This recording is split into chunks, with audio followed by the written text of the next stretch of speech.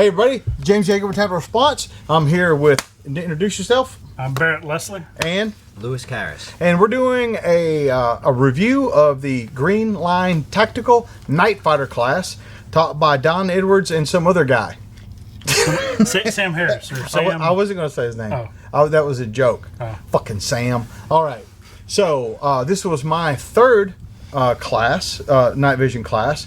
And you're first. Yep. And Lewis was there on my behalf, kind of like helping with the range, stepping at targets and all that stuff. But you're going to kind of also talk about it because you were there. Yep. You know. Good job. Okay. Yeah, he helped out big time.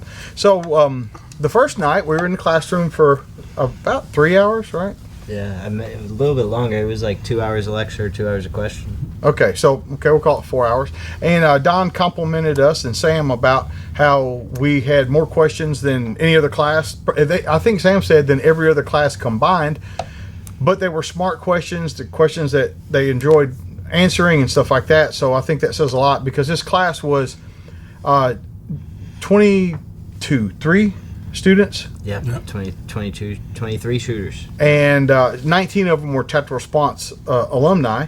And so I was proud how my crew, I take ownership of these guys, acted in the class and presented themselves and stuff like that. So that was great.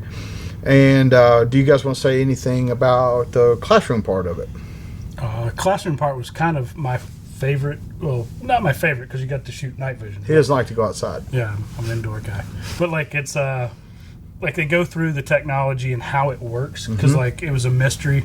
And what they talked about, how the photons come down into electrons and then magnifies back into photons, and you get this magic where you get to see in the dark. And it's like it explains like how you're able to go into this other world and fight in there. And like it's that part's amazing to me.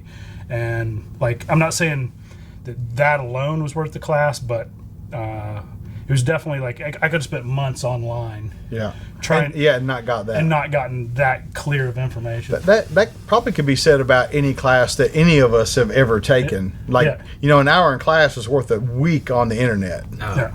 More. Yeah, much more. And Lewis, you got anything? I agree. Like knowing how something works helps you use it. So I'm really glad that they went in depth before trying to go out there, and then they simplified some stuff like that front back front to focus the night vision. When putting it in practice, kind of expedited the learning curve quite a bit. Nobody understood what you meant except for people that already knew how to do that. Yeah. But no, it's good. Then we went out to the range and just kind of got the gun zeroed, and then it got interesting. It dropped 15-20 degrees in 30 minutes, and the coldest rain I've ever felt. It was chilly. It was nice. I mean, it was cold to begin with. It was 30-ish, right? Correct me if I say something screwy here. 30-ish, and then it started raining. Oh my God, it was so cold. But luckily, the rain only lasted 10 hours. No, it was an hour or something for the rain. Yeah, it wasn't all night or anything like that. And so I told Don, I said, "This is great." And he said, "What do you mean?" I said, "I will never come out here when it's 30 degrees and raining and try out my night vision. I will not fucking do it." So it happened to fall on the night I had to be out here. Now I've experienced with the rain, the fog, the steam, and all the things that go along with that. The Breakthrough Clean anti-fog worked great. Yeah. So if you guys are looking for some kind of anti-fog for your glasses, your optical stuff, I recommend it. No problem at all. Works fantastic. Rain, cold. Yeah, we got to test out so that was one thing we did get to test out was the fog. Like I didn't know. He mentioned some other cleaner, but I didn't do it until we came back. What was it? It was cat crap. Shit. Yeah. Cat crap. Yeah, and so we after I was having some issues, not huge ones, but then when we got back, and we fixed it with the cleaner, like I had no issues after that. Right. So it was.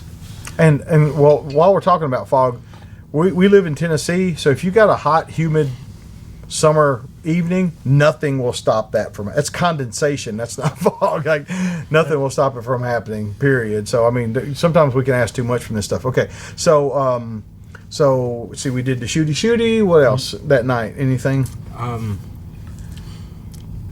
Like a couple of things that stood out to me, being first time using night vision, was the seeing shadows in the dark was with really night cool. vision. Yeah, using the night vision, and as the moon went behind the trees, the tree line cast a shadow out on the field under the night vision. It was like the degrees of darkness, I guess is what I'm trying to say. I didn't realize how many degrees of darkness there could be. Something that Don and I said, Don and I talked about a while back. I said to him, $1,000 worth of flashlights is more valuable than $1,000 worth of night vision. Because people ask me, what's the best night vision I can get for under $1,000?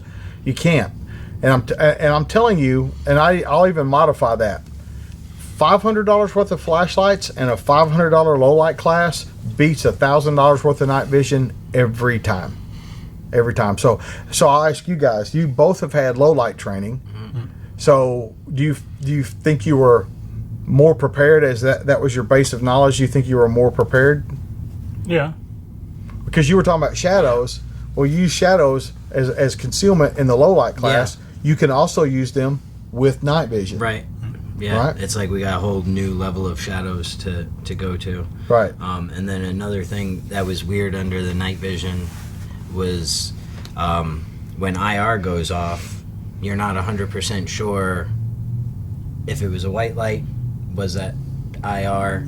So when you're new, it's almost a sensory overload. Yeah. There's a lot going on. Yeah. And then of course we had other guys turning the lights on and stuff like that, and every once in a while there was a white light ND, and so you're seeing that other dude's white light ND through yours, and was that so there's a lot of that, and I think that's and I'm included in this. I think that's new guy worry about that kind of stuff. I think. Anything else on day one? So, the main thing was getting, acquainted or simulated with the gear. Yeah. Because I've never worn the helmet. Yeah. I've never, getting used to the 40% range. 40 degree. Mm-hmm. 40 degree range of vision going through. And then, like Lewis was saying, the back, front, back, front, adjusting your optics to where you can see, to where everything's in focus, and then moving around with people, because you're moving around at night, and you're with a rifle and doing some exercises, and you lose your peripheral vision. Mm-hmm. And so normally where you'd be able to see, you have ear pro on, so your ear's low or your hearing's low, and you have a limited range of vision, so that's all you have to sense, and so you got to slow everything down. And just learning how to slow everything down. It's another reason when we teach our scan, if you're bang bang bang, when you turn around in my class, I have students do this. I have them look. That works perfectly with night vision, because you're narrowed down to tunnel vision with night vision, and so you have to turn to look. You can't just go, oh, it's dark over there, I guess it's fine. You have to turn to look. So no, it matters, Okay, day two, we started out in the classroom. We had about an hour of talk, an hour, and then the rest of the time we're split at the range, shot a bunch. And one time I was, this light came on in my nods. This red light came on. I was like, huh, where's Sam? Hey, Sam, what's this red light mean? I couldn't find Sam. So I'm shooting drills. Oh, I forgot to ask Sam last time I saw him what that red light means. So I get up to do a drill. I think Sam was actually recording this drill. And I start shooting. I go, pow, and boom, everything goes black. And they're like, you're missing. I'm like, I can't fucking see. And the fucking night vision went out, and so Sam made a lot of fun of me for that. But so when that little red light comes on, it's the power. Clue. Low battery. Low battery. But other than that, I had a good time with it. Worked. I had fun. I had fun out there. What about you guys? Day two, we got out to the range a little earlier, so we were able to go from losing daylight into the darkness of night.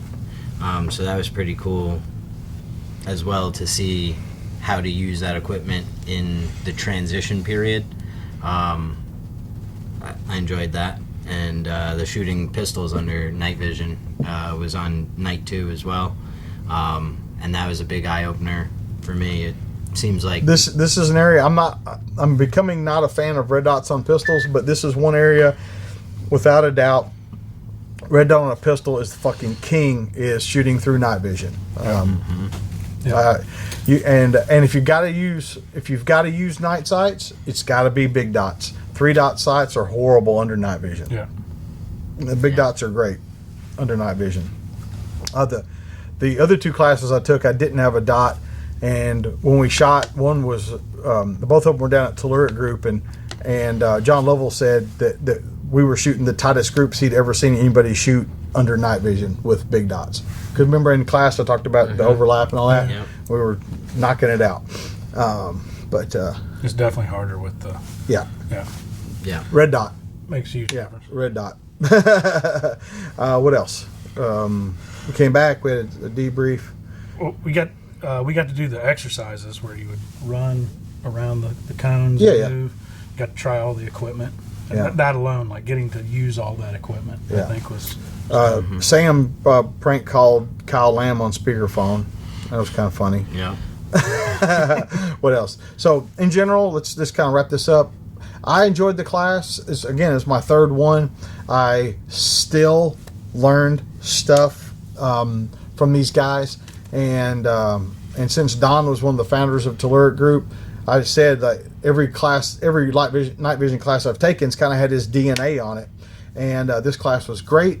I did more shooting in this class than I did the other ones, and there's a good bunch of guys. Again, a bunch of alumni there, a good bunch of dudes, and I'm telling you, when you come teach a class here, if you're an instructor, and it's full of my alumni, they're ready. Like the mags are loaded. That like we are ready to go every time, and they always make me proud when we're in these other classes with other people. It's like.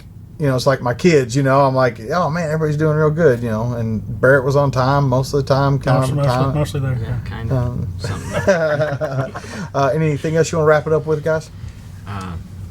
Just super informative class, and awesome instructors. I mean, I don't think a question went unanswered. They would have taken the time it needed, up until sunrise to make sure everyone was getting what they needed and wanted out of the class. So and you like if you're looking into getting into night vision, this is a great way because the price point's high. You can rent the gear. You can rent the gear for like $150, and then you get to check out all the gear: the white phosphorus, the green, figure out the maul, the D-ball, all those things that would take you forever to look at. Spending $150 on rental gear will save you thousands when you go buy this stuff. Yeah. If you want to take night vision training, I highly recommend it. I don't do it. Greenline Tactical, Don Edwards at the helm over there, is the place you want to go. You can host those guys, or you can go take a class from them. We're hosting another one here in the fall if you'd like to do it in Camden. If you're an alumnus, remember you can always stay in the team room if we have space available as you sign up. And we'd love to have you guys out. And I got nothing else. You guys, all right. Your responsibility to be ready for the night never ends.